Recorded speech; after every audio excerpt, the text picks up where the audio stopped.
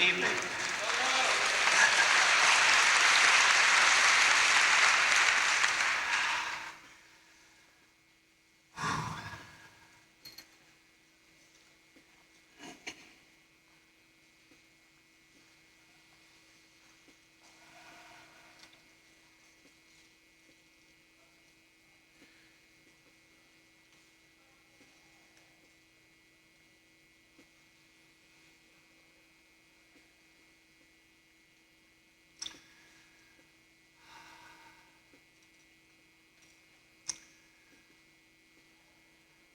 This is the kickoff evening of a 30, whoops, 30,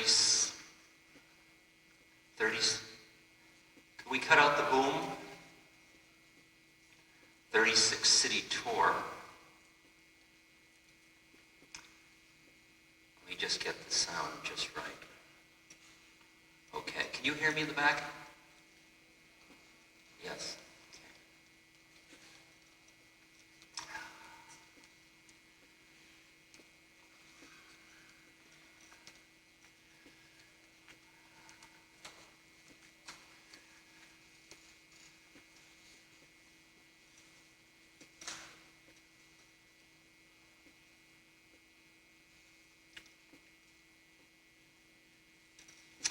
And I'm really kind of curious as to what I'm going to say.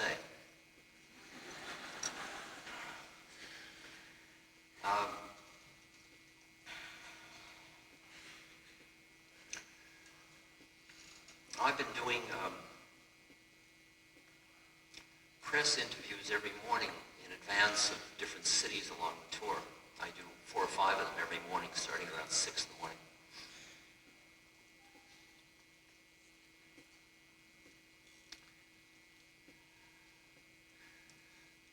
And usual questions are, what are you going to say? And why are you doing this?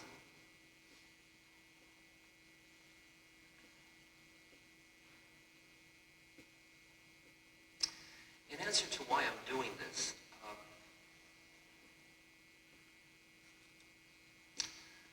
I feel when I look at what my function is, it's that of a networking instrument. That things have been happening to you and I, to you and me,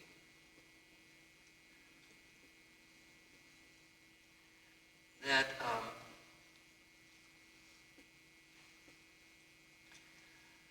oftentimes, because the external social structures don't support what happens to us, we kind of go underground with it. And I feel like I'm a mouth for a process that's going on in a lot of us simultaneously. And as I go to city after city, we gather and we reassure ourselves that we're not psychotic, that we're not alone, that the way we're seeing the world isn't completely off the wall. And we gain certain strength from recognizing that there are others of us in the same predicament. So part of what I'm doing this for is the networking function.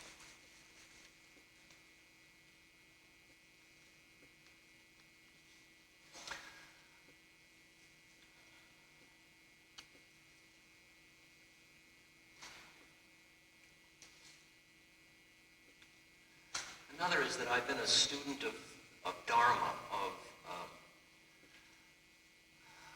the paths of awakening for now 30 years, 29 years.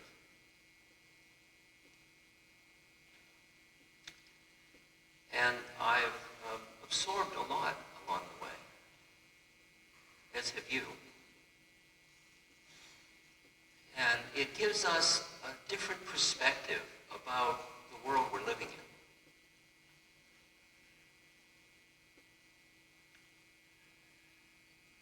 And I think it's useful for us to examine and feel our way into that perspective and reinforce our understanding of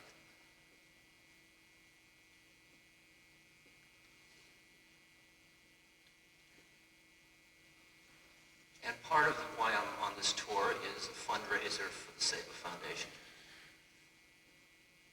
And part of it is fundraising for me to eat. It's the way I earn my living.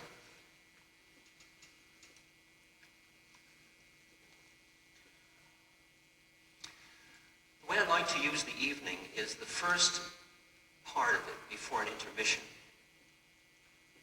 for about an hour and a half. I'd like to share with you the way the world is looking from where I'm sitting. And then we'll take an intermission in which I hope you will have a chance to look around and recognize fellow consciousnesses that you live among and say hello to people.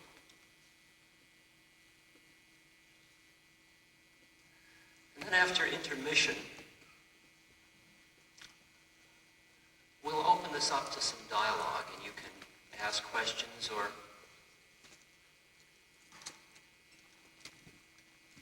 point out to me where you think I've run amok.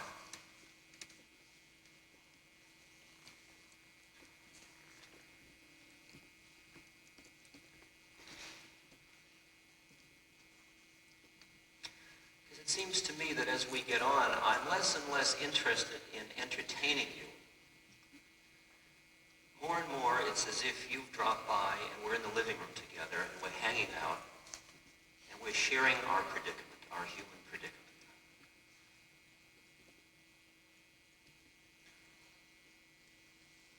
And it's funny, and it's poignant,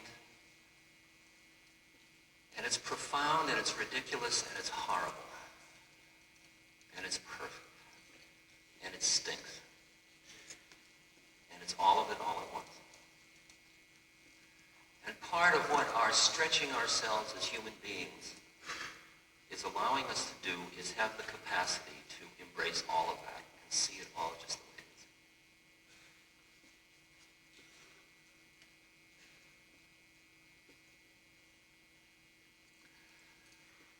One other just brief introductory note.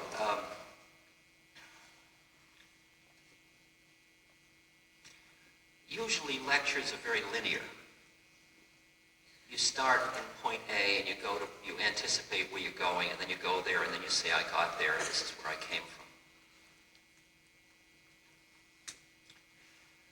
But that isn't the way our minds work. Actually, if you and I were sitting and hanging out together and talking, we might start a story, and then that would lead to something else, and that would lead to something else, and we just let our minds kind of float around, and the total effect of it would be that we would come to grok one another. We come to appreciate one's being.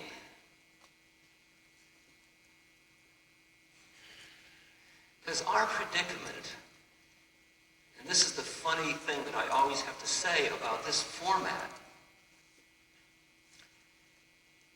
is that what you and I are learning how to do is to exercise our intuitive heart. And our analytic mind is a useful instrument, but it's not the optimum vehicle for touching that deepest place within ourselves. So the stories play with the mind, but the sum total is a quality of sharing of the heart.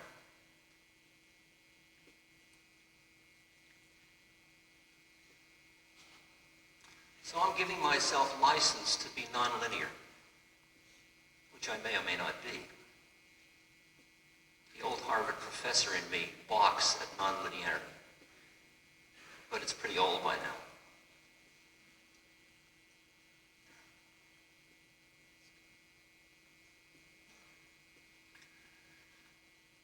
Because I've been learning that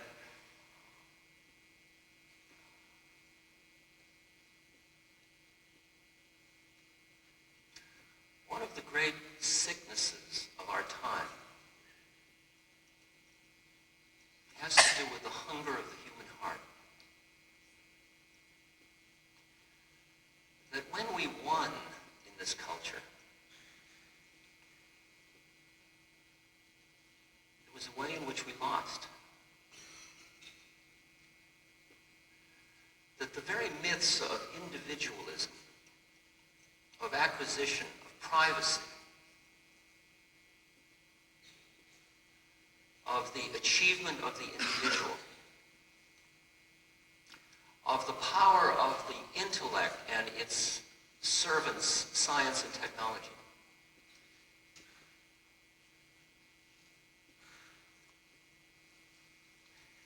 while they have increased the quality of our lives in terms of our material standard of living, they have in case after case cut us off from the feeding that happens between human hearts.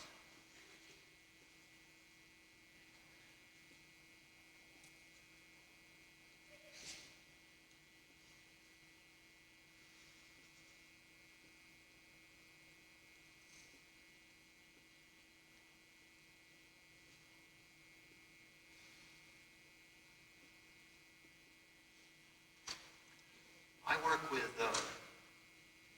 AIDS patients, among other things I do.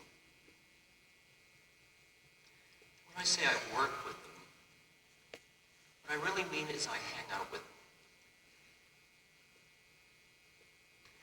And when I say I hang out with them,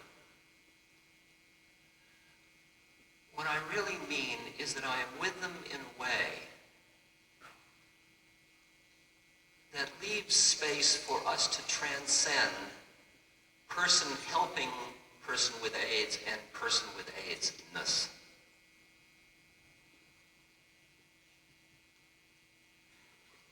Because when I look at another human being,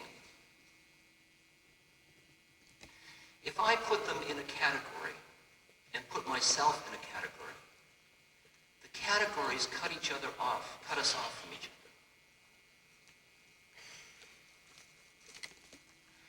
While if I see the categories as the roles through which we meet, but recognize that which lies behind that in both of us, what I'm meeting is a fellow human being who has a different karmic unfolding than I do, has a different curriculum on earth than I do. And the simple question is, are you in there? I'm in here.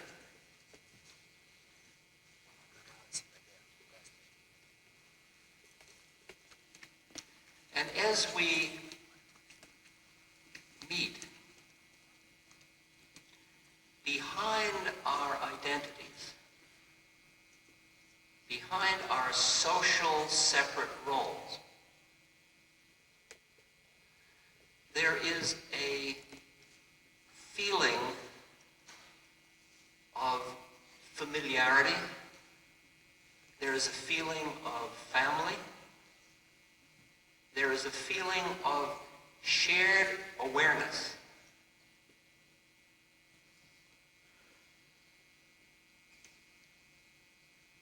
There is a way in which we keep merging into one another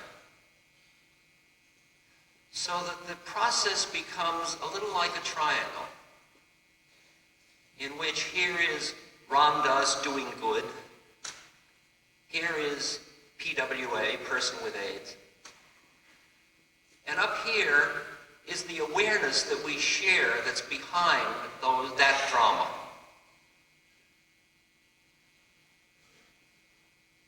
That's exactly the same triangle that exists in any conscious relationship between two human beings, whatever the role dynamics that bring them together.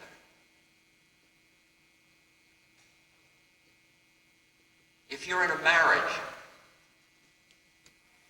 and you categorize who you're married to by any labels whatsoever, and you think that's who that is, you keep imprisoning the relationship in finiteness. And who we are is infinite. Who we are is infinitely more than any definition. Woman, man, provider, collaborator. Every label is a limiting condition if you identify with it. It's a useful, functional definition of the game board on which we play together. But it's not the definitions that feed the heart.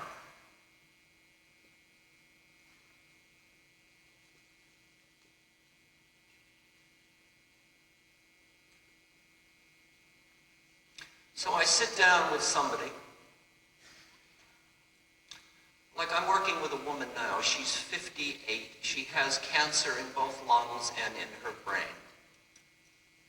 She's a charming, wonderful, cultivated, tender, sensitive woman.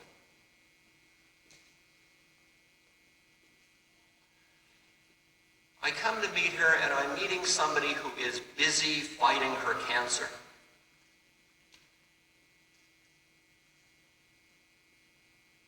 And she's not sure whether I'm a friend or not, because she knows I'm somehow connected with the issue of death. And you don't invite Mr. Death by when you're fighting cancer.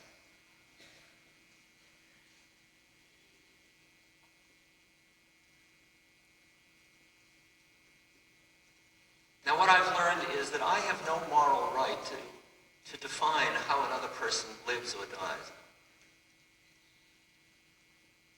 What I've learned is that all I can be as a conscious being is an environment for another human being that doesn't trap them in one take or another about themselves, that allows them, therefore, to come up for air if they can, or if they wish to. I have no moral right to take away another human being's suffering. I couldn't anyway. I could get rid of it for a minute, but it would come right back. All I can do is create a space where if they would like to come into the space of shared awareness, they will see the suffering for what it's at, and in that space of shared awareness, they are not suffering. I can invite them in, or invite them out to play, but they have to come out to play.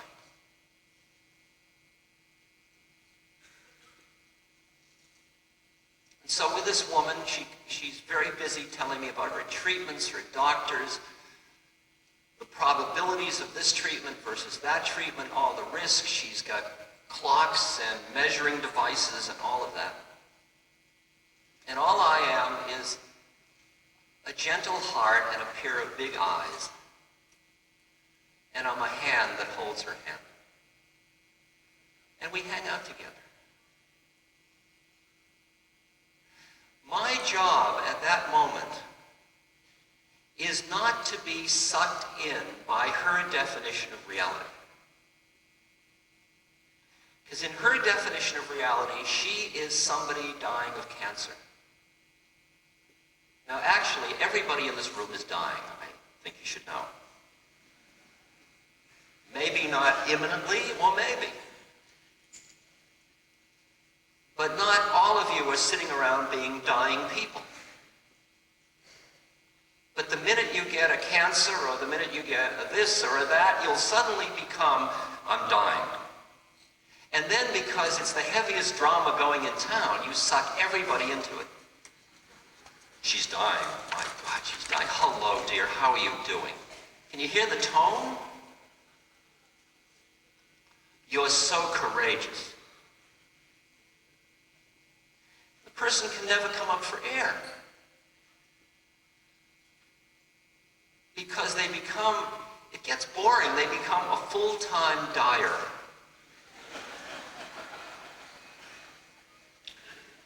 And actually, any role is not interesting enough. We are amazingly complex beings.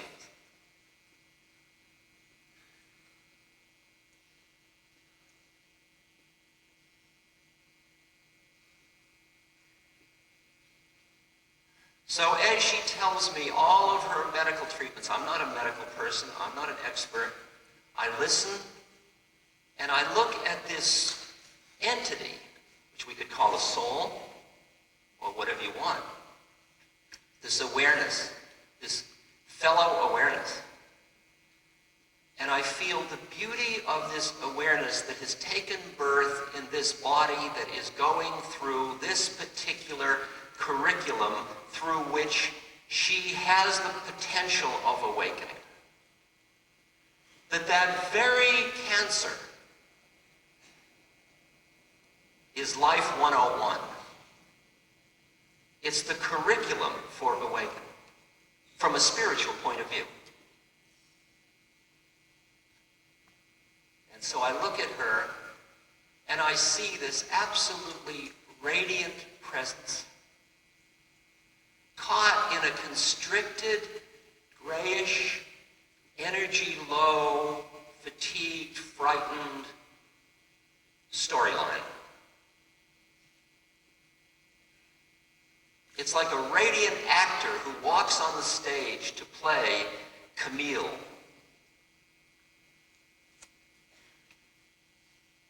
Play some part of somebody ill or dying.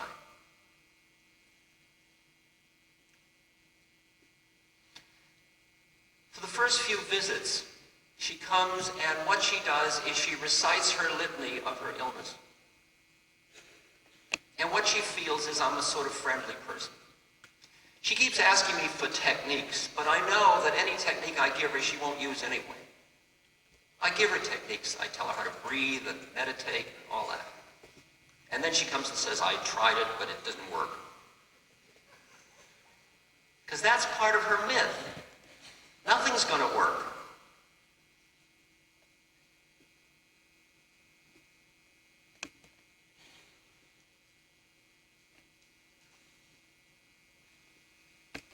And there's an extraordinary moment that comes out. Her husband died a few years before. And she mourned for him, and then just as she was about to come out and live her life, she got diagnosed.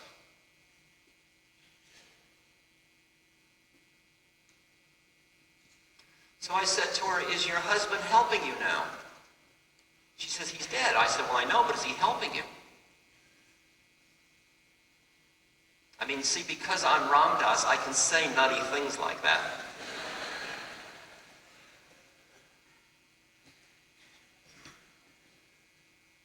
And she said, I don't think about him. I said, oh. And it struck her as strange that she didn't think about it. She says, in fact, since I've moved, I haven't taken out his pictures. No. So the next week, she took out his pictures. She came to tell me, she said, I took out his pictures. And I realized why I wasn't thinking about him. Because we were so close for 35 years, and he's not going to pull me into the grave. Can you hear that? Can you hear the pain of the story in her mind and how it's cutting her off from somebody with whom she was that close?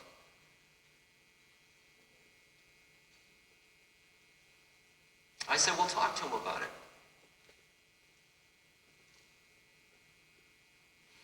Over the weeks, what has happened is, each time I come, the litany of her medical story gets shorter and shorter, and more of the time, I find myself just rubbing her feet, and we're just hanging out in space together. We're not in time, particularly. We don't know how it's going to come out. We don't know whether she's going to live or die.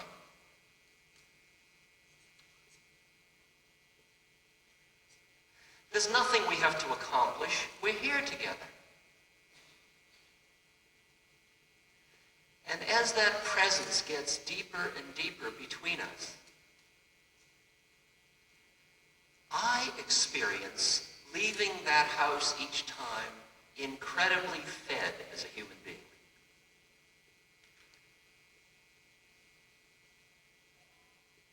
I get fed because I have shared a space of awareness and heart with another being.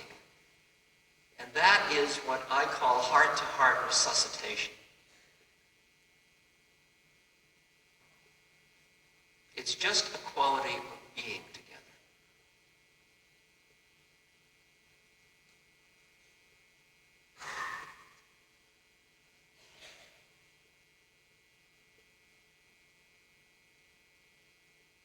It's interesting how this society has made that possibility of being together without taking the forms too seriously rather difficult.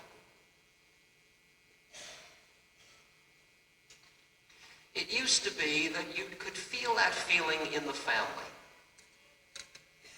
The family had really nowhere to go. They were just there together. It was the karma you were handed.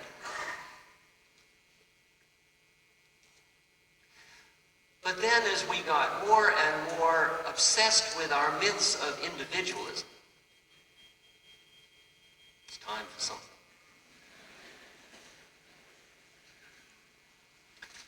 We started to shed our families. Our mobility led us to separate from generations. So one generation was separate from another. Your children went off, your parents went off.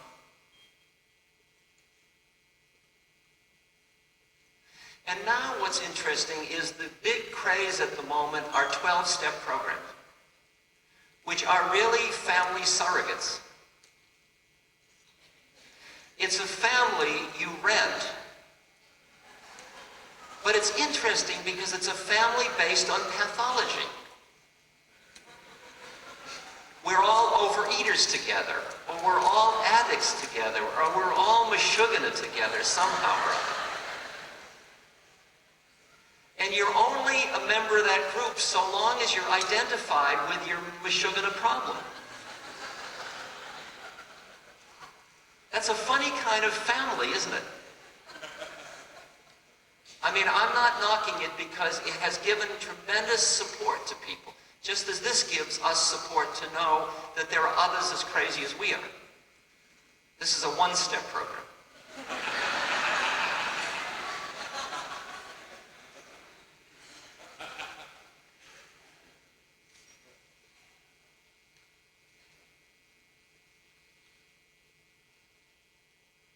But you see, the predicament is, it's just like the bowling club. You're only really got that as long as you want to bowl.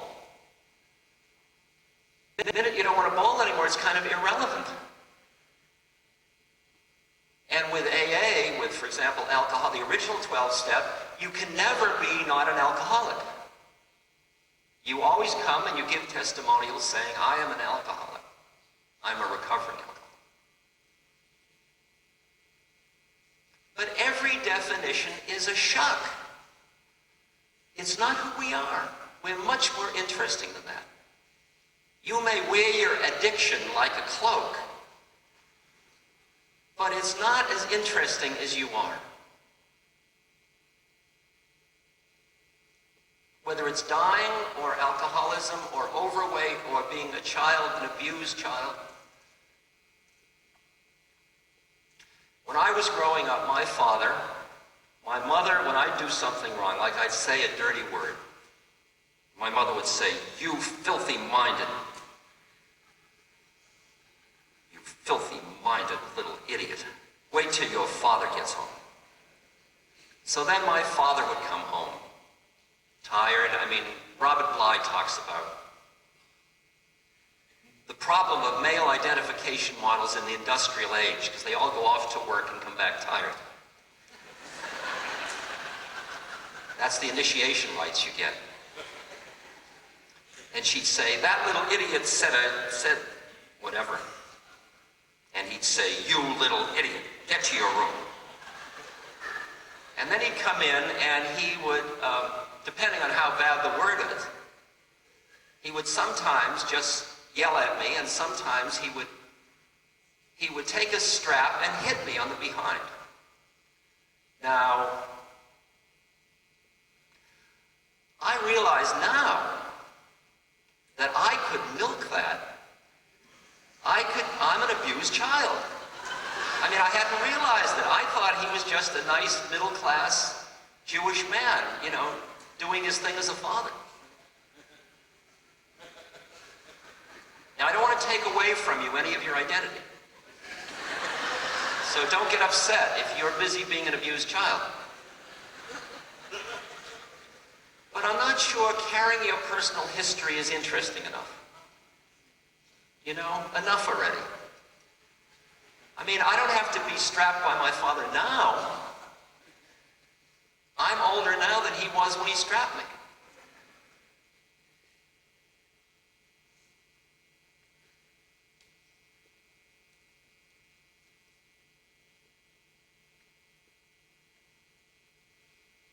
So I think it's interesting to examine how you label yourself,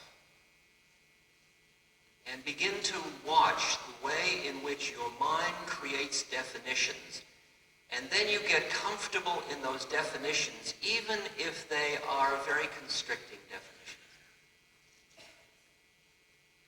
And then you tend to select situations and people to be around who tend to reinforce that model you have of who you are.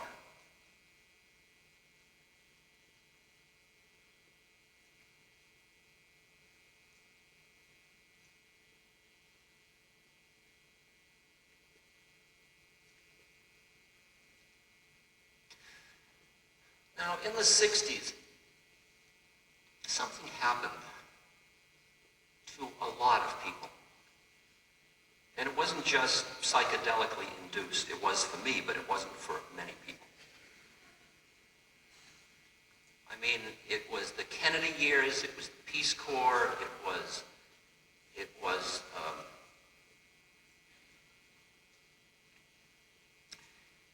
the post-Eisenhower years.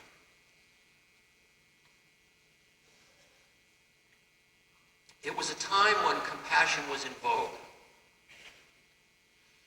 It was a time when many of us touched places in ourselves that recognized that we were part of a human family, that we were part of a unitive system. It was the time in which physics was the trickle down from the leading edge of physics was beginning to let us recognize that we all were interdependent in a very profound way. Codependent arising, it's called in Buddhism. That everything's dependent on everything else, and it's all interrelated. I'm your karma, you're mine.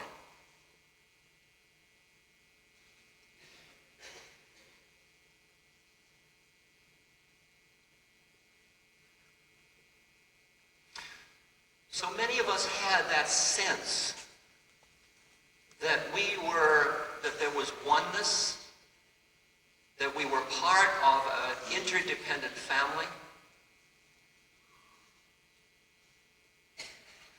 The problem was, when we experienced that, then for many of us, we wanted to have an external life that reflected that inner feeling and that inner wisdom. And it was an inner wisdom that was spoken by the Jefferson Airplane and the Rolling Stones, the Grateful Dead, and the Beatles, and Bob Dylan, and so on. All the minstrels took up the message.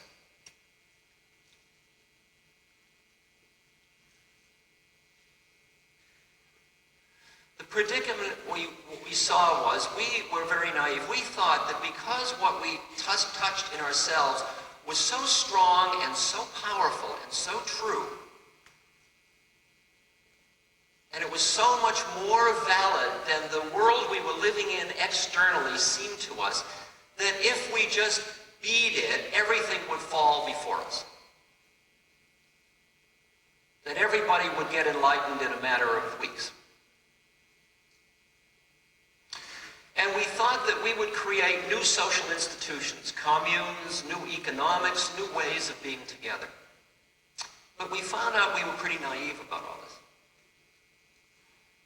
And as the group, which were mainly in those days between 15 and 25, started to have children and needed health insurance and had to keep their act together and get an apartment,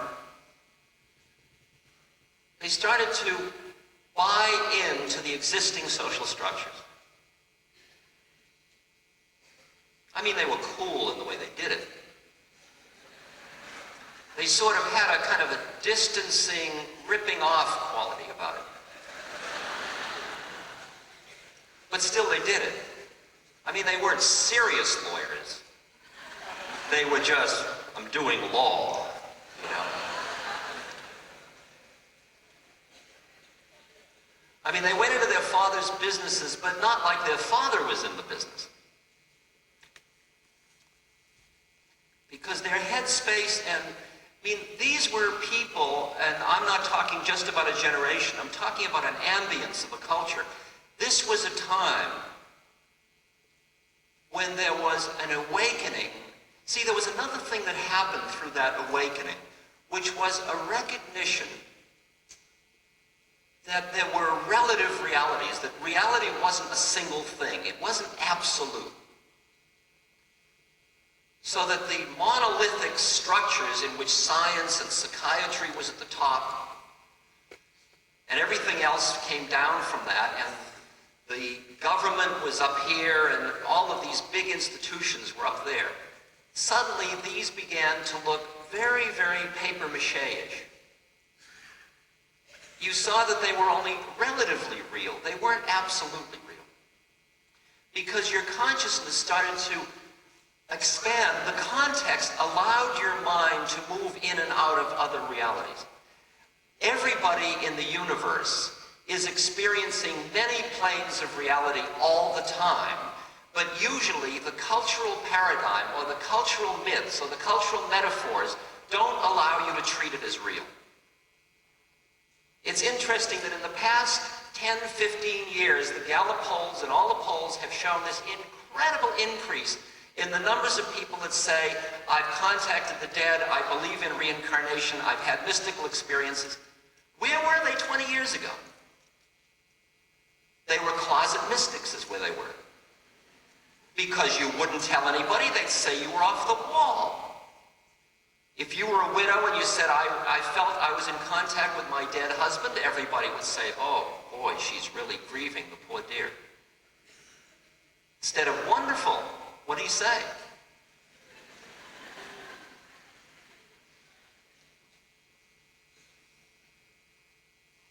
So what happened was, as these relative realities started, and they did come into the mainstream of the culture, I mean, in a profound way. Like I used to say certain stories back in the 60s, where I would be talking to a group of flower children, all of whom had either had acid or had been to India. And they all smiled and went like this. And I'd say far out things and they'd all go like that. Now, 25 years later, I can say those same things in the Midwest to an audience in which probably 80% of the people have never smoked a joint, they have never been to India, they've never read philosophical books about the East, and they go like this. Now, how do they know? How did it get in there? Anybody that doesn't think this culture has changed. But what has not changed is that a lot of the social institutions are not resonant with the inner truth we know to be. We're living with this dissonance a lot of the time. Our government policies don't reflect our quality of compassion. And I think it got to a bizarre dissonance and tension during President Reagan's years. That his quality of insensitivity to human suffering there was something abhorrent to our hearts. And yet this was our social institution. This was our nation state.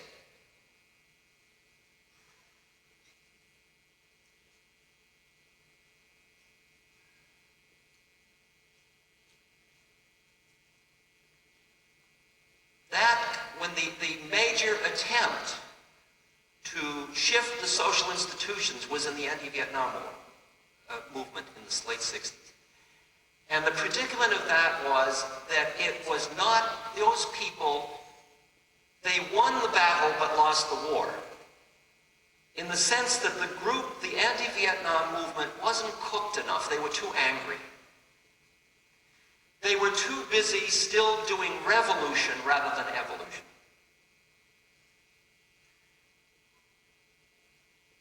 And the impurity of it, even though it stopped the fighting, which was commendable, it polarized the country and it started this pendulum swing that was very violent, and it has been extremely violent over these last years.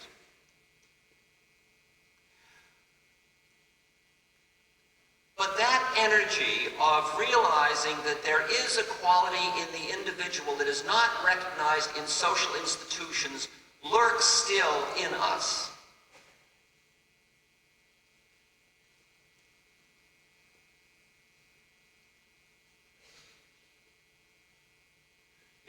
When we live in a society in which the value of life is measured by the GNP, when we are faced with the issue that the only philosophy that our government functions on is that consumerism is the antidote to unemployment, that we are seen as in an economic framework rather than in a human framework.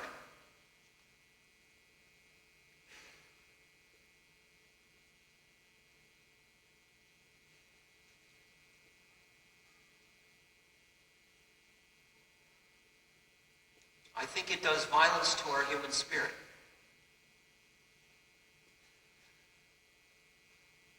I think there is a quality in our hearts that yearns for truth in the face of Watergate and Contragate and all the rest of it. And all of the North saying, yes, I lied to Congress because I thought it was in the best interests of the state.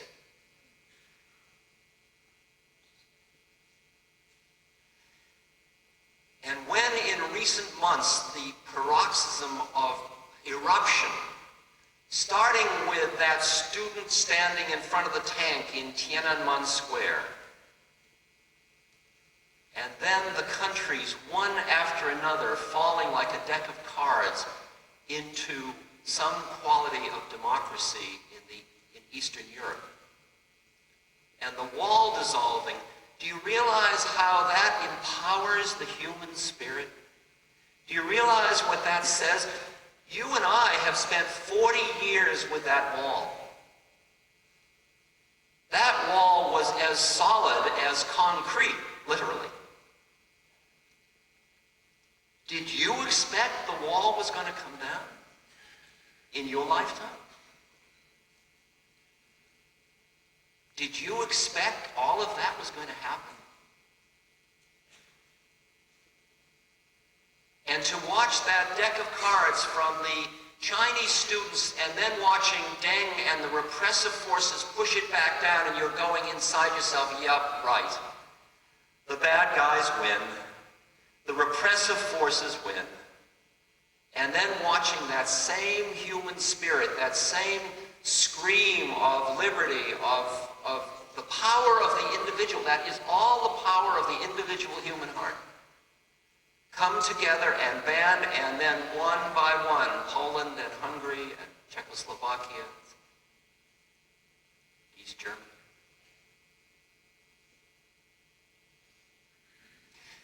But isn't it interesting how even though and you can read article after article, even though in some funny sense we won, notice how little sense of victory there is in this country.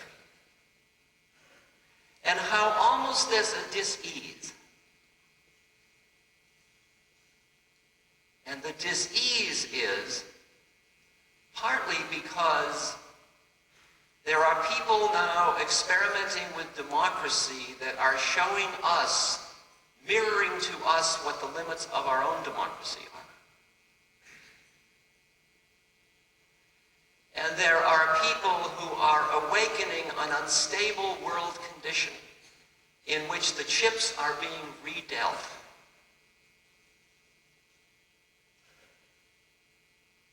What you and I are witness to at this moment, let me tell you, if you liked the 60s, you're going to love the 90s.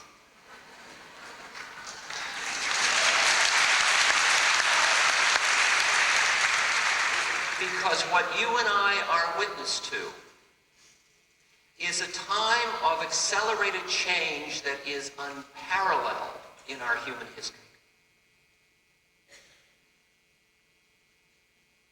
In this country, economically, the United States is losing its economic hegemony.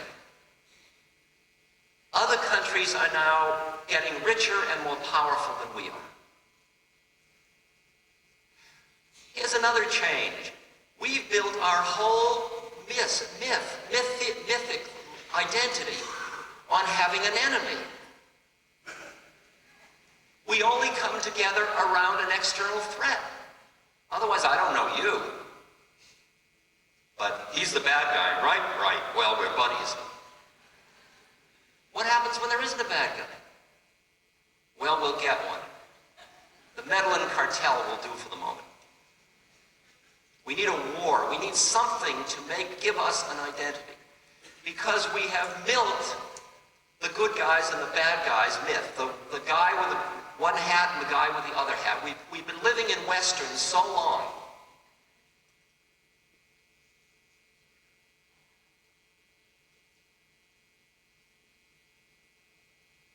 So that in one way, the myths we have been using to justify our behavior are being pulled out from under us.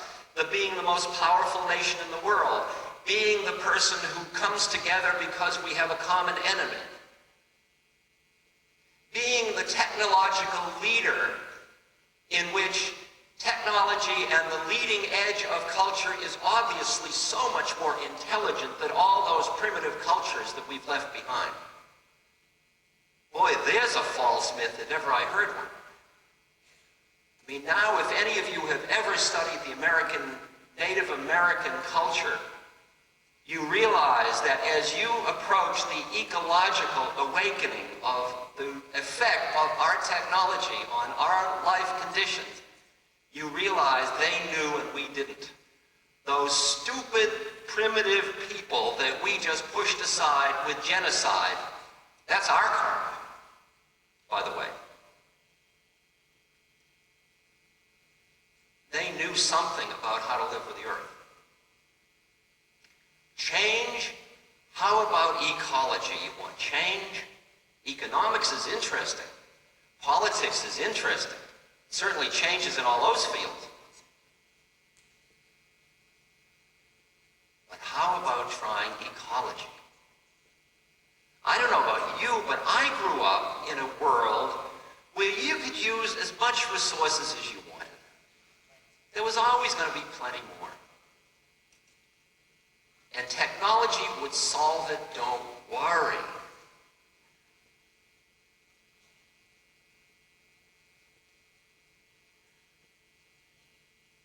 I mean, it takes 100 years to produce an inch of topsoil, and our farming practices decimate that in a few years.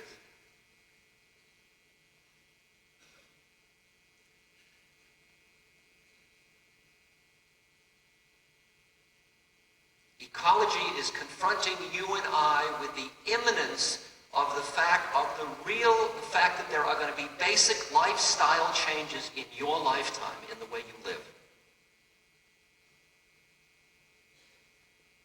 because the suburban commuter is a major pollutant in this culture, and you're going to have to figure out something else. Our lifestyle isn't going to work much longer. We are 250 million people out of 5 billion some odd now, and yet we are using something like 40% of the resources of the earth for us.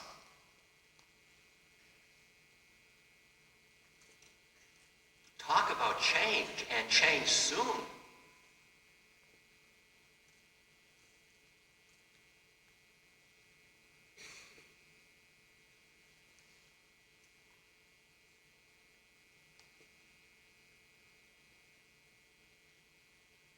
Soon is a funny word. I mean, what is time? How do you play with time and all this? I mean, what's the unit of time? What does the clock measure anymore? We're dealing with such funny units of time. The political unit of time is 2 to 6 years. Election time. But the economic unit, if you want to put in a transit system, it's like 20 years. That makes it hard because they don't mesh, since politicians have to get a product. Well, look at the economic unit of how much it takes to grow a human being. Daycare, school lunches, high school summer jobs, free college education.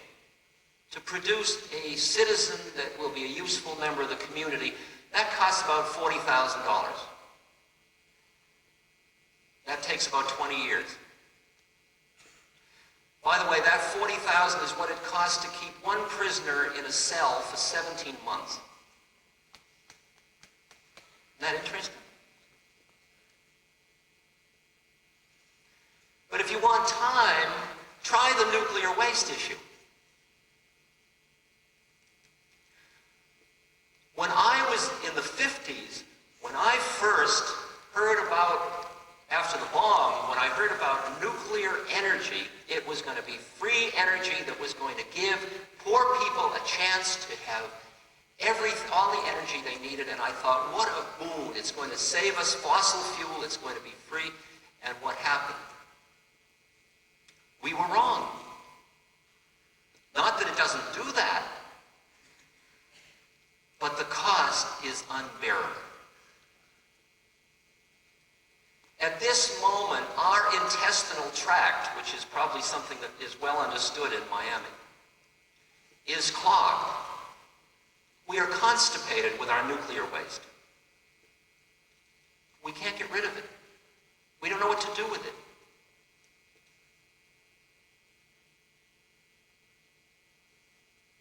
At this moment, we are building a site in New Mexico in the salt mines to get rid of our nuclear waste, where it will be buried, because you know how long its active life is, during which, if it gets into the water or into the air, it will create cancer and kill people.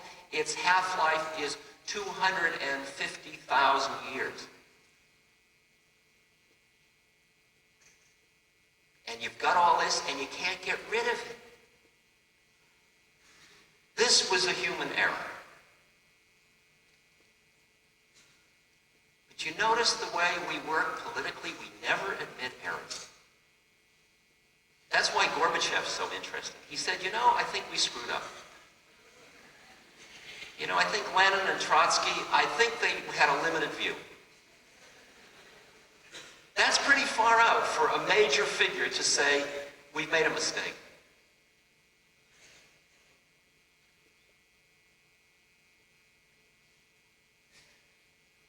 So you and I are facing changes in lifestyle. We're facing changes in political structures, because democracy is now being reconsidered what it really is. It is not an identity with consumerism.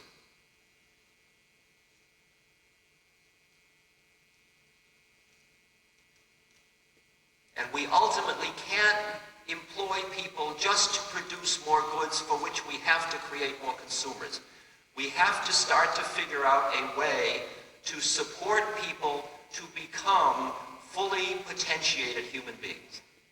And that's what the Greek culture knew, and it's what we finally have to figure out. How to move it out of the consumer labor force concept.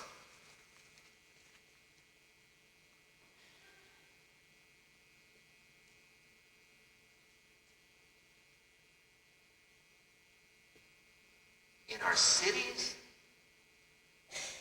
change. We have pushed the polarization between the haves and have-nots to the extreme point. There is now in our society a permanent underclass. People that aren't going to make it, and there's no way they're going to get up there because there's no opportunity for them to get up. And then they take crack and you say, aren't you evil? Well, if you have no doorway, no mobility, no opportunity, and you go for immediate gratification, I'll tell you, I don't blame you. And that crack epidemic is as much a symptom of the sickness of the obscenity of Trumpism.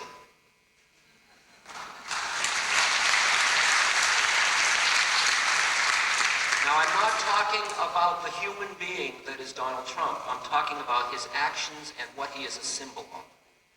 Let's not scapegoat the person. He's a fellow being trying to get to the light just like you and I am. But he thinks he's won by the values of this society. And you must, in your heart, feel pain for that man. Because that is about as poignant a victory as I've ever seen.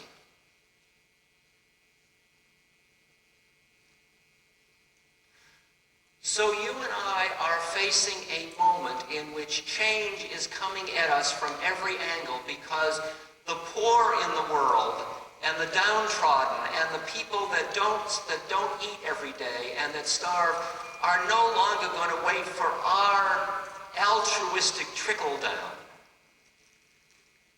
They're breathing heavily at our gate.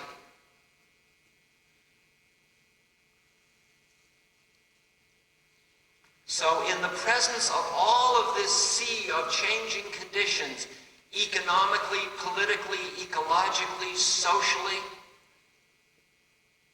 we're in the midst of a transition from the family unit to serial monogamy, for example.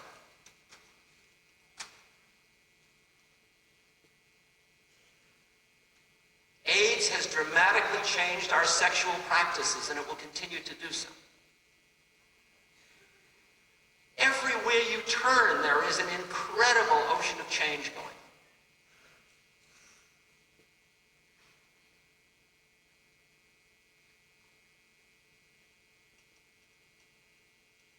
The question that's interesting to me is how do you respond to change and uncertainty? How do you respond to change and uncertainty?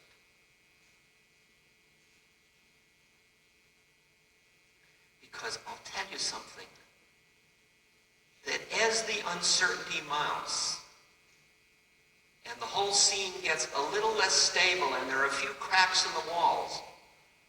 I mean, I live in San Francisco. I've just been through an earthquake, so those images come into my mind. Where I was sitting, I was lying on a bed talking to somebody in Florida. And suddenly the doors flew open and the pictures fell off the wall and the house started to tilt a little bit and I went, wow! I mean, to me it was like an acid trip.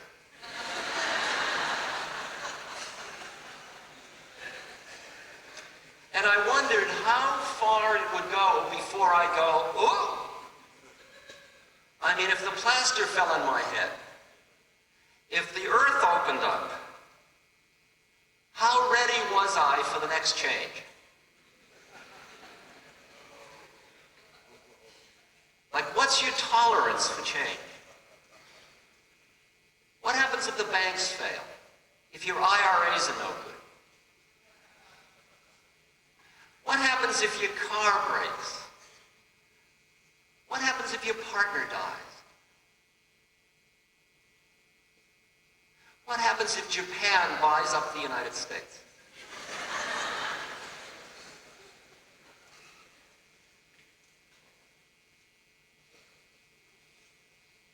I mean, what happens if your television set doesn't work? I mean, you can do it at every level. And you can see what happens if you get diagnosed with an illness.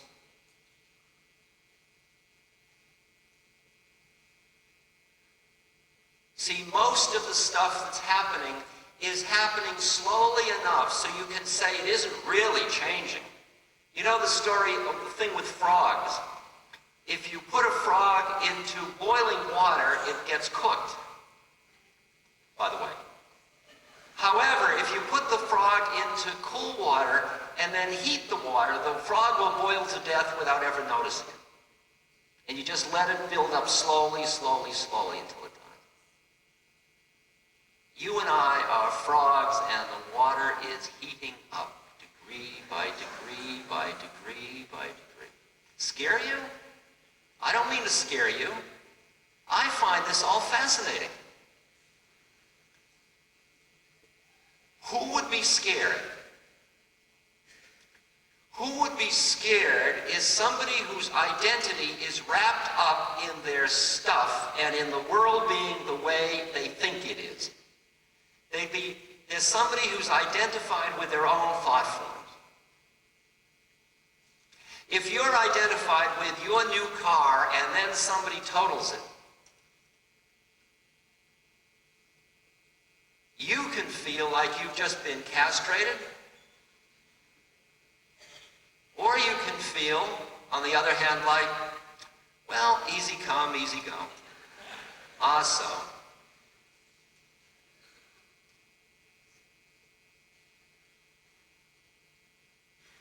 Now, there are many people in a society in which there is basically a philosophical, material orientation.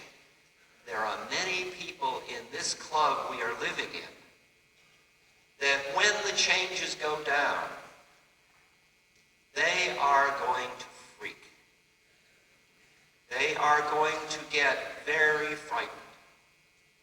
And they are going to get very constricted. And they are going to get very repressive. And they are ultimately going to get very violent.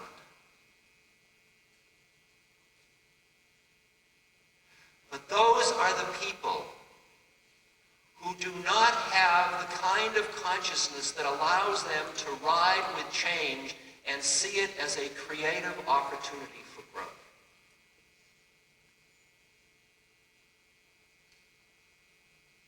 And all that work that was done by the me generation,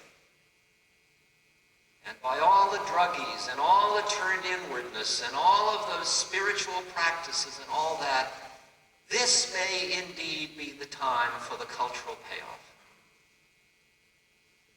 Because it may be just that we are the people who can bring to this situation a quality of equanimity, a quality of space, quality even of joy and fascination.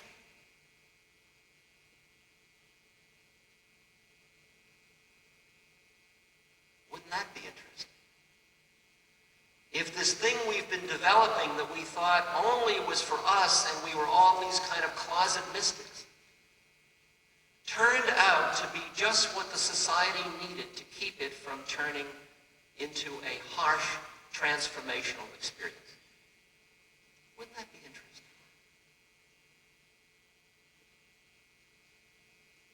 If I sit with somebody that is dying and they're frightened, and when somebody is dying and they're frightened, you know, Elizabeth said it, you go through denial, I'm not dying. Then you go through anger, like, who did this to me? Then you go through bargaining. If I do what the doctor said, will you make me better? Then you go through despair. Then you go through resignation. Well, our myths are dying. And new paradigms and myths are appearing. And you can count on a society to go through denial, give up easy.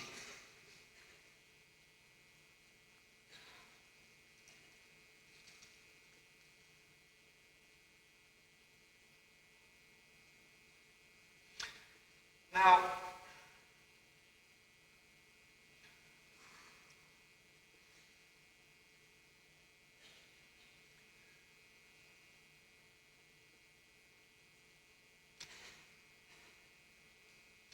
what qualities in us do we have to cultivate in order to be able to ride the rapids of change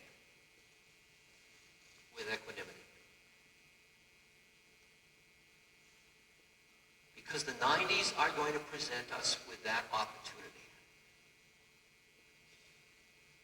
And you're either going to experience them as the most exciting time of your life in which you don't know how it's going to come out. People say, Ram Dass, are you hopeful? And I say, I'm neither hopeful nor hopeless. I'm looking at what is, and I'm doing what I do.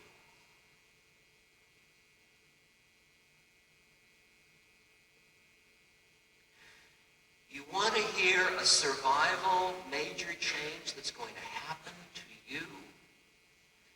You have to move from being part of an ecosystem to being part of an ecosystem.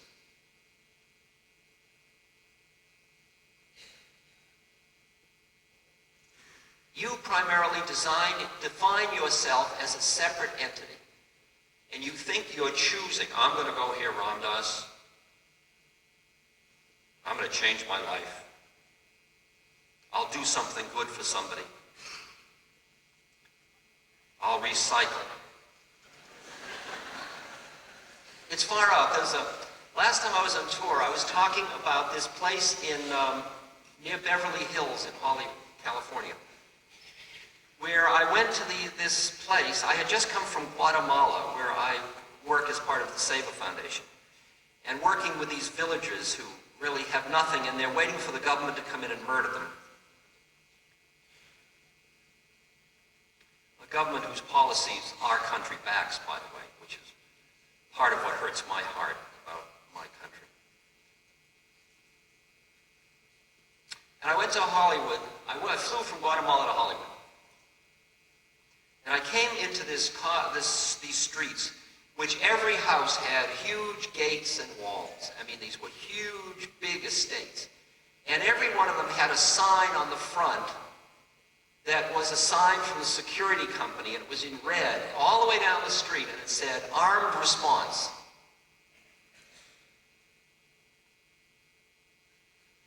And I thought, isn't that far out? I go from a culture where the poor Mayan Indians are waiting for the rich guys to come in and murder them, to here where the rich guys are waiting for the poor guys to come in and murder them. It's that far out.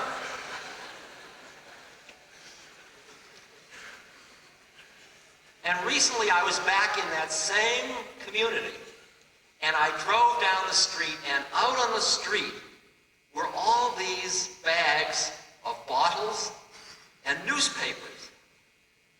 And I thought, my God, they're recycling. Isn't that far out? They are joining the human race again. Instead of cutting themselves off more and more, they're finding a reasonably comfortable and safe and non-threatening way to play. Well, at least I can put my bottles out on the street. That's good. That's the beginning of a change in consciousness. William James says, when something really changes, the first thing you say is, that's the silliest thing I've ever heard of. You can look inside yourself, how many times you've gone through this cycle. The second thing you say is, that's very dangerous, we have to stop it before it causes harm. And the third thing you say is, I thought of that myself about 10 years ago.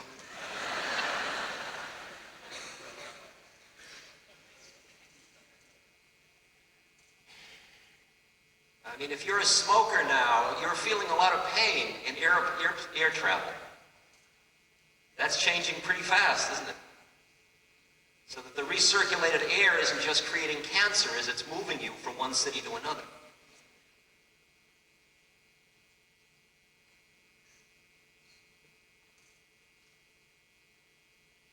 So what do you and I change? One of the things that changes is our identity, our basic identity of ourselves as separate. What we have to reawaken, or what will reawaken in us, is the sense of family. Because when we threw out family, we threw out the baby with the bath. And I don't just mean generations and blood relatives. I mean human family, species, across species family, earth family. You know, in the villages, like in India, in the villages I live in, they have hardly anything to eat. But everybody knows everybody in the village. And everybody has found a way to be in the village to sort of make it work. There is a recognition, there is a way in which they are bonded through familiarity. But one of the problems of urban living is that that doesn't happen.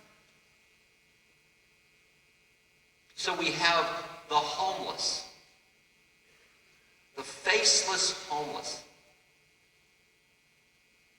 I ran a course last year at St. John the Divine in New York, in which there were 300 of us. And everybody, as part of the course, had to participate either in a soup kitchen or in a social action around homelessness or in some homelessness agency. And then everybody kept a diary of what happened to them. And then we had open mics and everybody talked about what happened. And it blew my mind. Because you could see how much the homelessness problem was, we were the problem, we weren't the solution. People said, I've been going down the street from my apartment to the grocery store for the past 2 years. There's been a man in the corner and I always look away when I go by him. Sometimes I give him a quarter, but I look away. And because of this course, I turned and I started to talk to him. And I began to realize there was a real person there. Now, most of us want to push away the have-nots because we're too frightened that we could be them. And out of sight, out of mind.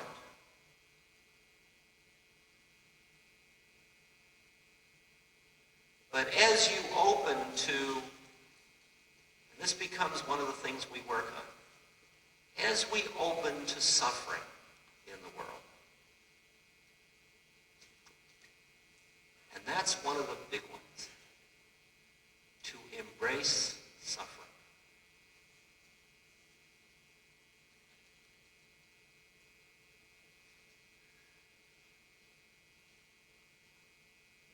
As long as you identify, as long as I identify myself as an emotional being, and then I come into the presence of somebody who's suffering, I can feel my heart break. And if I'm somebody like a doctor in an emergency ward room or a nurse, I can't afford to have my heart break again and again and again. So what I do is I become professionally warm. I bring my emotions in the service of my intellect. And I say, oh, you poor dear. Oh, let me help you. And you're saying it all and it's warm, but you're not opening your heart because you're too frightened. And those people have terrible marriage problems, because you can't go home at the end of the day and then open your heart. It just doesn't work that way.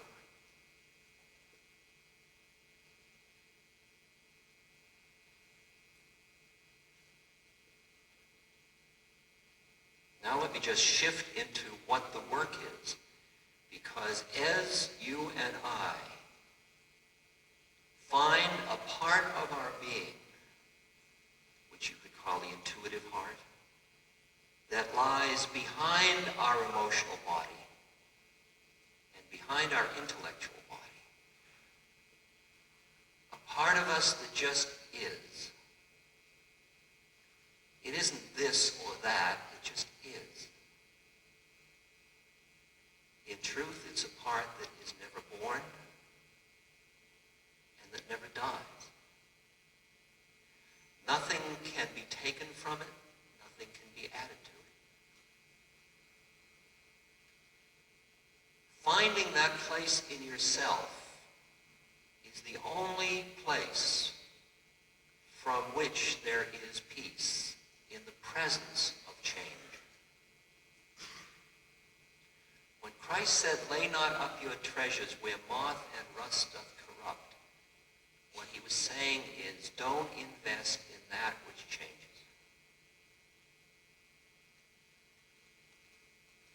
Everything in your life is changing. Your body is aging. Your culture is changing. Your environment is changing. Your social structures are changing. The value of your money is changing. Where are you going to invest in identity? The only place left is in the deepest part of your being. The heart within the heart. The mind that is behind the intellect.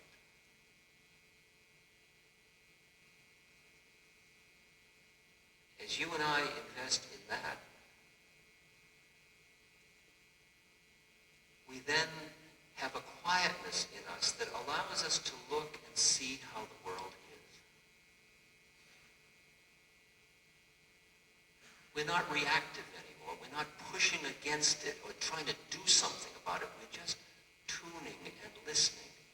And as the paradox is that as you go in and find that place, you realize that that quiet space contains the universe.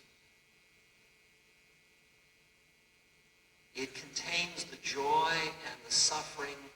It contains the newborn. It contains the dying. It contains the violence.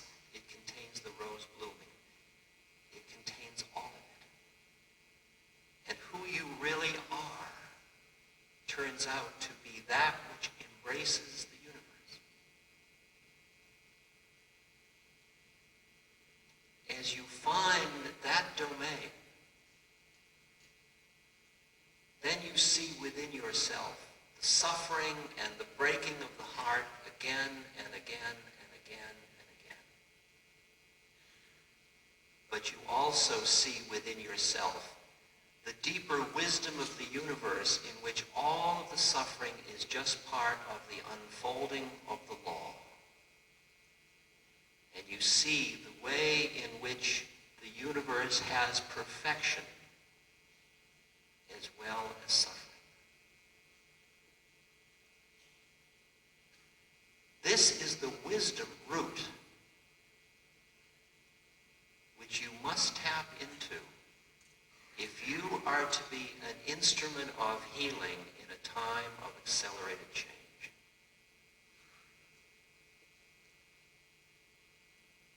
This is why you meditate. This is what the Bodhisattva vow is about in Tibetan Buddhism. It is the work on oneself in order to be an instrument of peace and equanimity and joyous involvement in the world outwardly.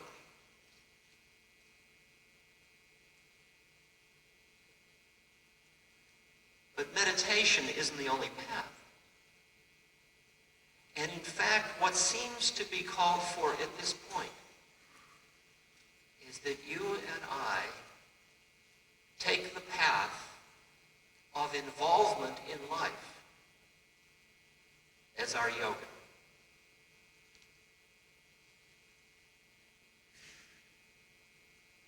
When I sit with that woman that has cancer, or with the AIDS patients that I work with, or the Guatemalan woman, or the Nepali blind man. I can feel inside myself where I start to lose my balance, where I get so caught in my emotional heart the pain is ripping me. Or I pull so back into my dissociative mind. I use the spirit in a phony way. I pull back and say, well, it's all karma, so that my heart doesn't hurt too bad. That part where you balance the emptiness and the compassion, where you balance the continuously breaking heart and the inner joy. If you take the daily stuff of life and use it as your yoga, you can begin to use it in order to awaken.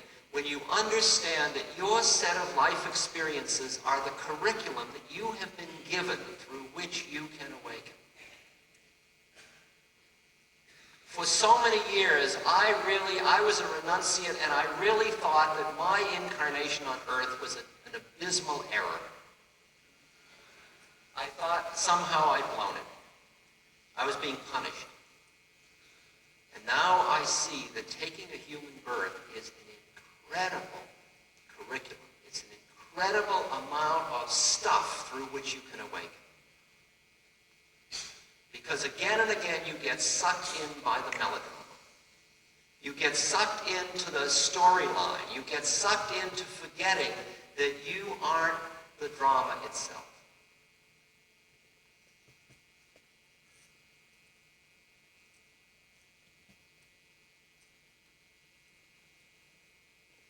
So I commend to you, as I commend to myself, the path of involvement with the family as a vehicle for awakening. Helping my father die was one of the most spiritually profound experiences I've dealt with in the past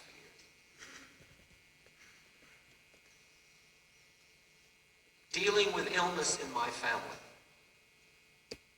And then extending outward, so who is my family? The Dalai Lama says, you see everyone as your mother. Because they all were at one time or another anyway.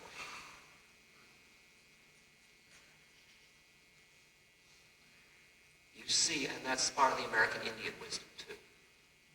You realize that we are a family.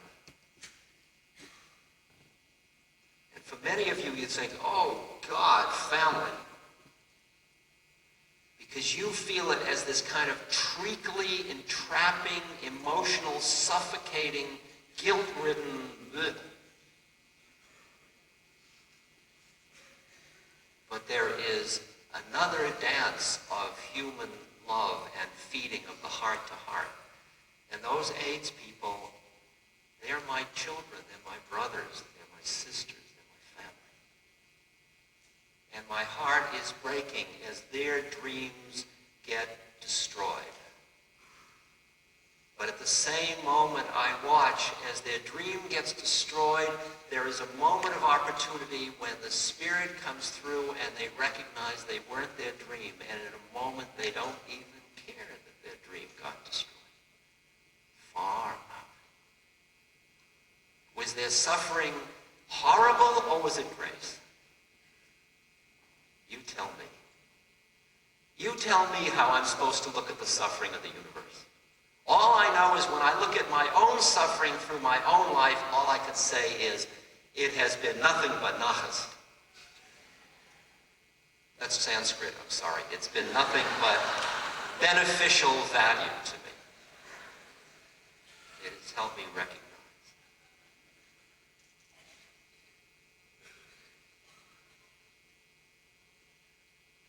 When I see a soul caught, it's like seeing a child that's fallen down and is sobbing, and the world is incredibly horrible to that child at that moment, and you know that a moment later that will be gone. What if you could stand back and see lives that way? And the person saying, oh my God, what I've had to put through, my children have died, my this, I've lost my money, I've done that. You say, so. Because you know that the moment that person dies, their awareness will have a moment in which they will say, wow, that was a far out one. Boy, did I get sucked into that one. I really thought it was real. I mean, when you dream at night, don't you wake up and think it was real? Why don't you think this one's real? You don't think this is a dream? Don't be silly. This is as much creation of mind as all the rest of it.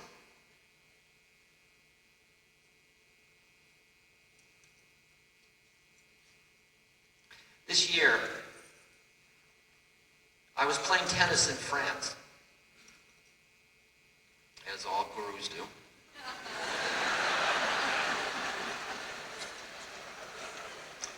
And as the body ages, you know, and you can't once a year rush out on the tennis court like a young jock, you know. And so I ripped my Achilles tendon. So I went from being this virile athlete to being this crutch cast person. And so then everybody went to saying, oh, isn't that terrible?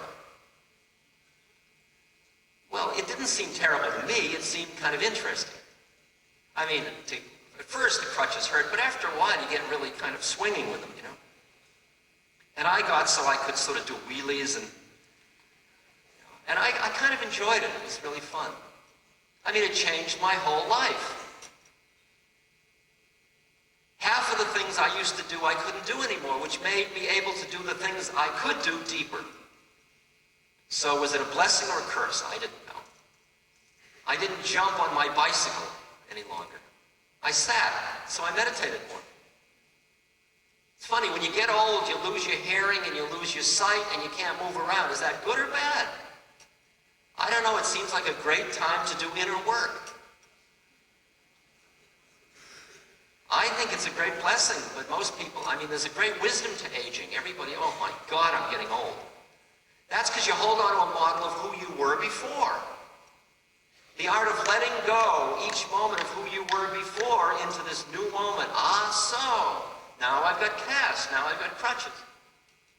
So I went through the 3 months of crutches and all that stuff, and then the cast came off, and I was limping down the street. And I was practicing, I was going to the post office. And I saw across the street a yellow Studebaker.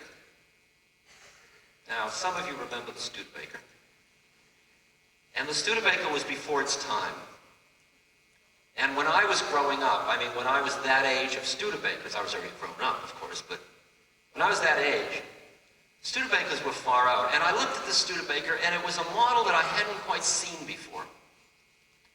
So as I was going down the street with my cane, I had my father's cane, by the way, which is great. Since he died, I gave it to him, so I took it back. I decided, well, I would go across and look at the Studebaker. So I had to cross the avenue, and halfway across the avenue, the light changed. Because I was slow. You know, I'm Sakrachana, I'm slow. You know? So I'm kind of getting across. So I go to speed up. And I feel snap. Okay. This is 3 months out. So there was that 3 months down the tubes from that point of view. So then I decided, well, that was the natural healing, so I better have it sewed up because, you know, so I'll go in and have an operation. So I went to the hospital and I said, I want an operation. So they said, well, we have to give you a physical to protect the hospital. So I walked into the physical room, and this doctor walks in, and I'm standing there naked. He says, hello, I'm Dr. So-and-so. I said, hello, I'm a 58-year-old Caucasian male.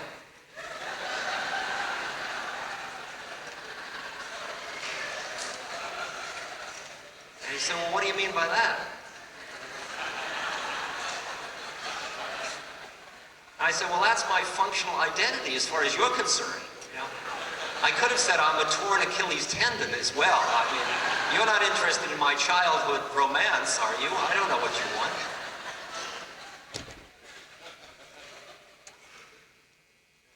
So I went through the operation. I got to the anesthesiologist and I said, can I have some ketamine? And he said, well, people complain it gives them hallucinations.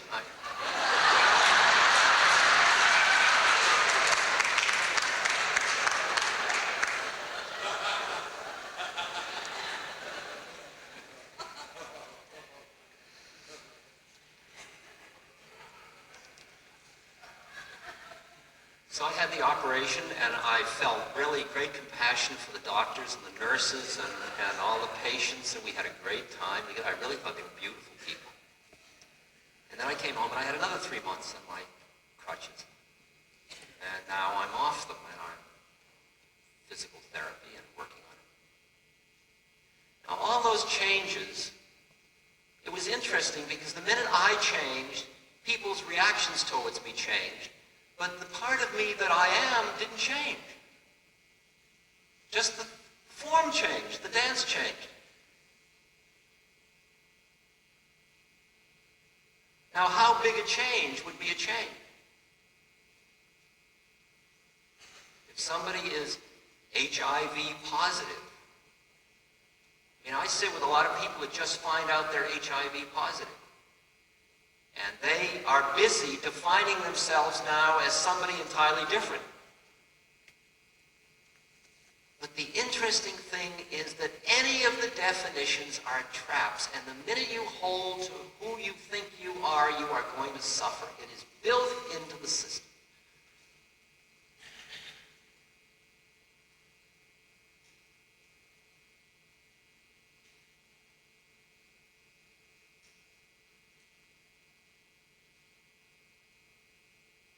So what is the work we're called upon to do? 1,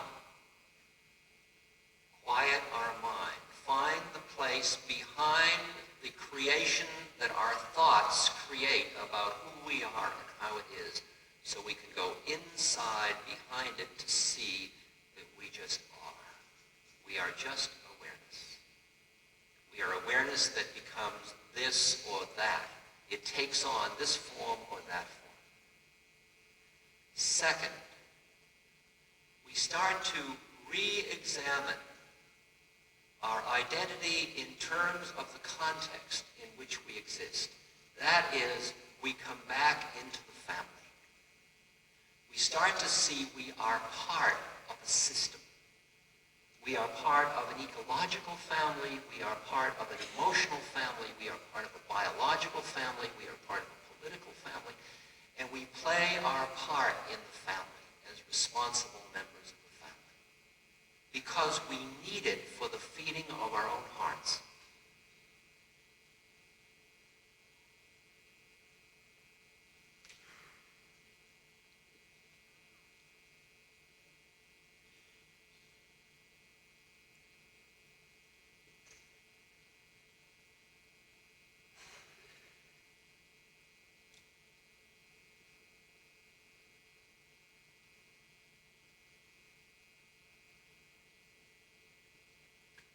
And I think we look for and help initiate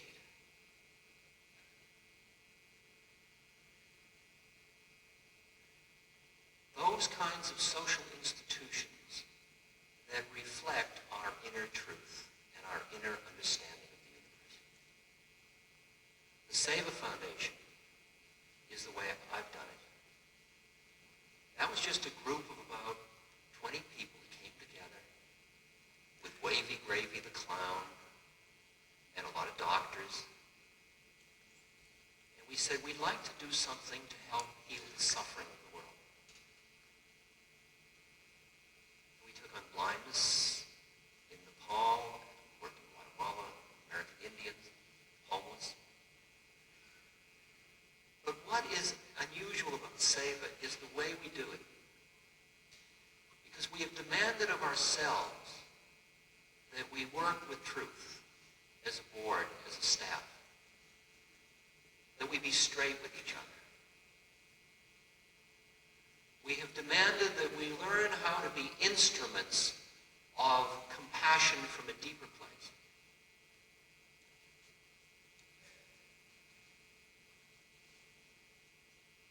And as Wavy said, we better have fun doing it. As he said, if you don't have a sense of humor, it just isn't funny.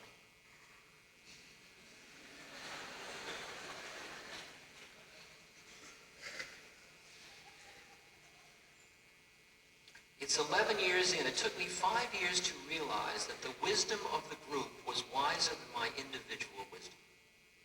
Isn't that far out? And they became my family, but instead of the family being built around pathology, the family was built around serving those who suffer. That's a great way to come together with other human beings. I want to encourage you to try that. In whatever way you can. It's wonderful to do a kind act for another person. But when you get together with a few people to do it together, it becomes fun.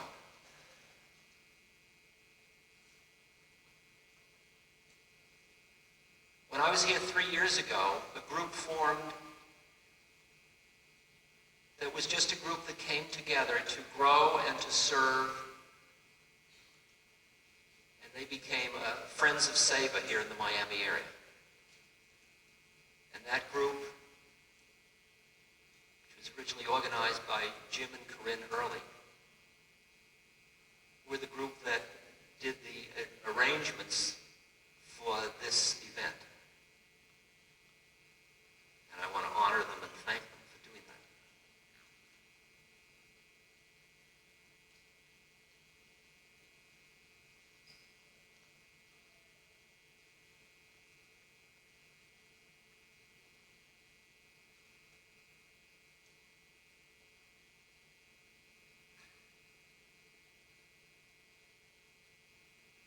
So quiet the mind, open up to being a member of the family, the human family, the earth family, and figure out what it takes to be a good member of the family, because your heart needs it. You're not doing it as a kindness, you're doing it because your heart needs it.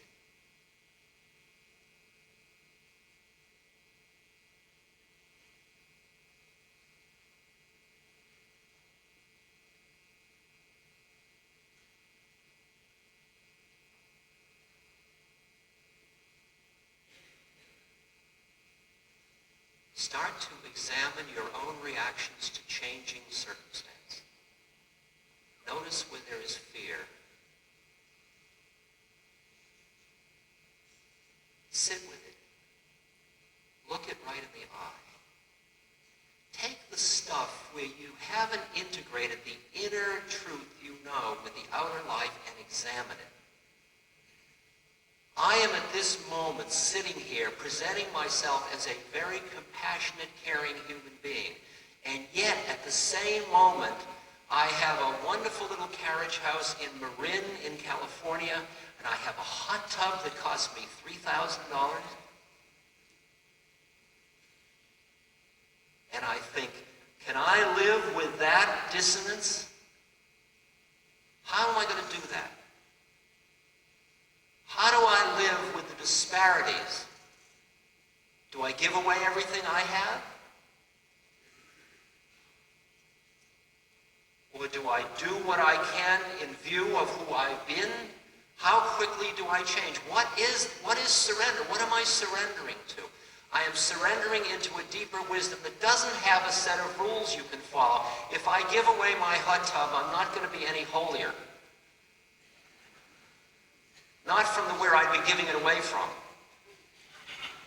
Maybe later it'll fall away.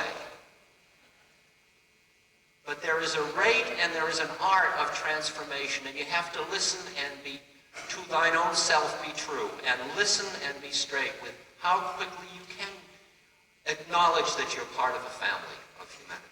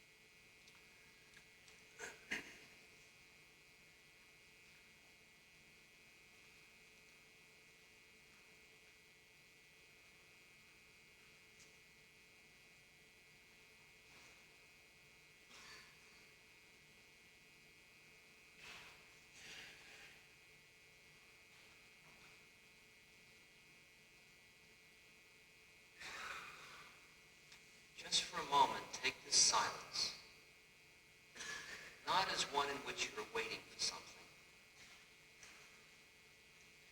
Just be with what your existing moment situation is.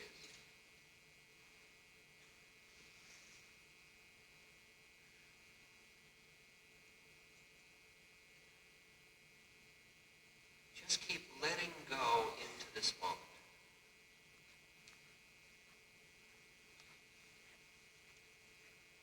Letting go into the ocean of phenomena that arise and pass away. Memories, thoughts, images, feelings. Sadness, happiness, boredom, open heart, tightness, aches in the body, full bladder, whatever. Just open it, just be with it.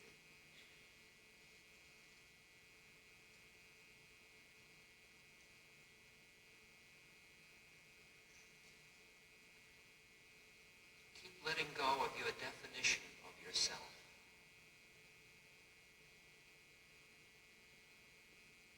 No, I'm not that. No, not that.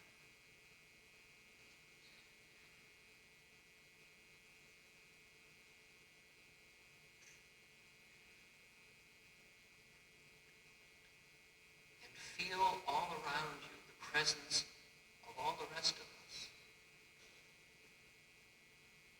Each a fellow being who has taken birth, who has a storyline as interesting, as compelling and dramatic as yours.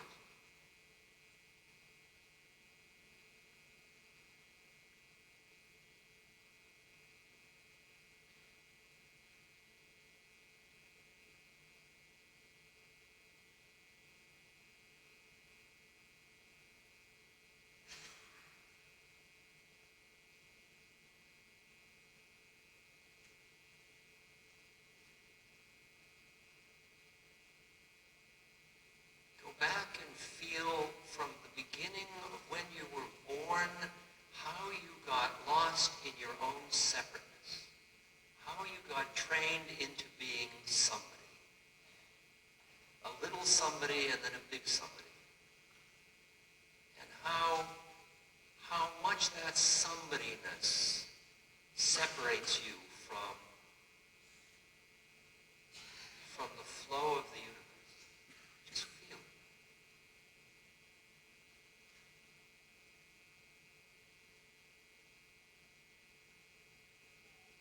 A river is part of the universe. The tree, it doesn't say, I am a tree. It is just tree-ness. You are just humanness. You are unique as each tree is. But the self-consciousness about your uniqueness is costing you very dearly.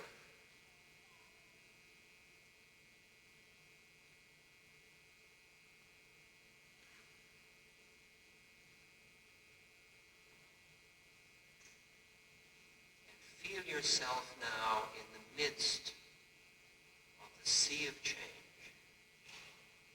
Everything you can think of is changing. Everything you can think of is changing.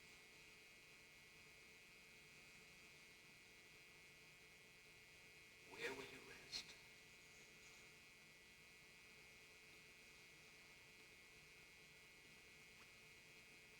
If you cling to anything that changes, you will experience fear. Your children will grow, your body will age, your possessions will change.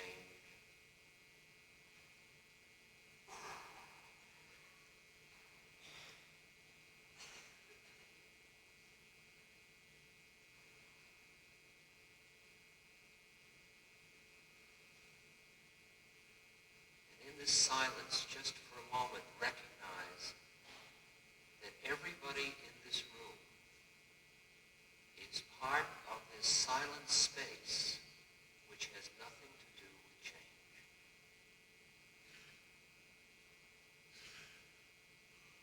It hears the coughing.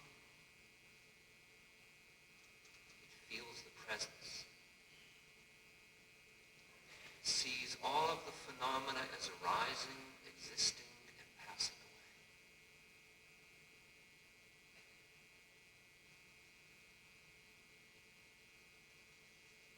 It looks upon the phenomena of the universe as the precious manifestation in form of the mystery of the formless.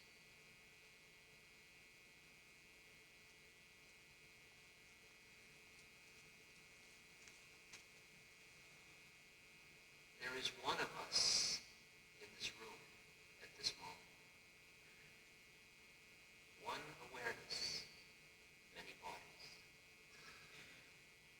One awareness, many life stories.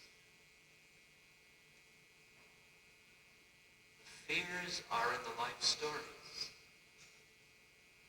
The oneness embraces it all with equanimity.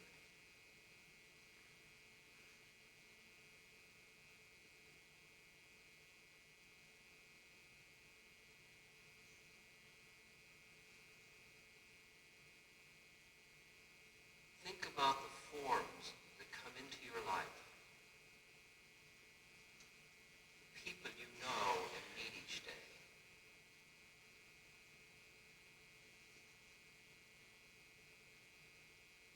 Look at them as you can with love.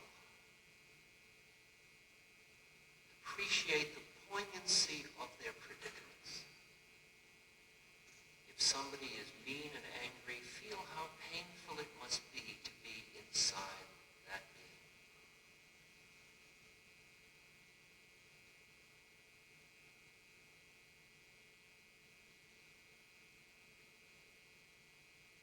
And if there's somebody towards whom your heart closes, there is your work. Because, as Kabir said, do what you do with other people, but never put them out of your heart.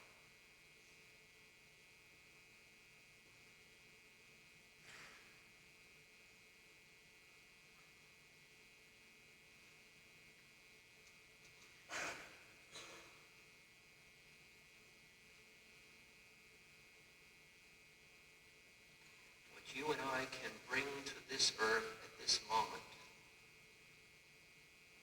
is a gentling process, a kindness, a truth, a decency, a compassion, an equanimity, a way of being in the presence of fear without creating more fear. This is our work.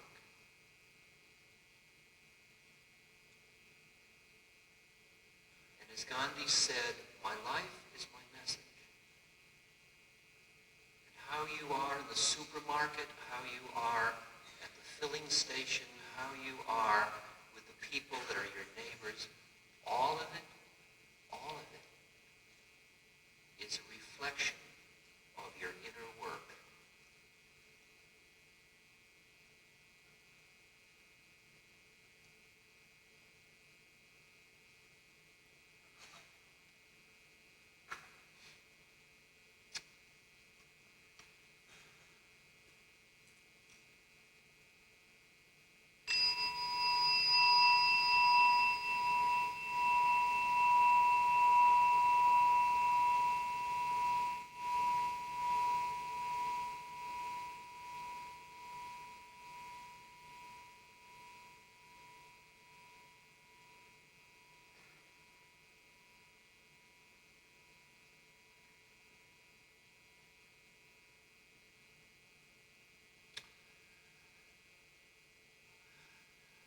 Comes intermission time.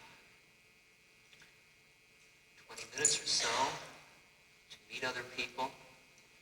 There are books and tapes and t-shirts and all kinds of goodies out in the lobby. And if by any chance you have any way that you could help support SAVA above and beyond your ticket price,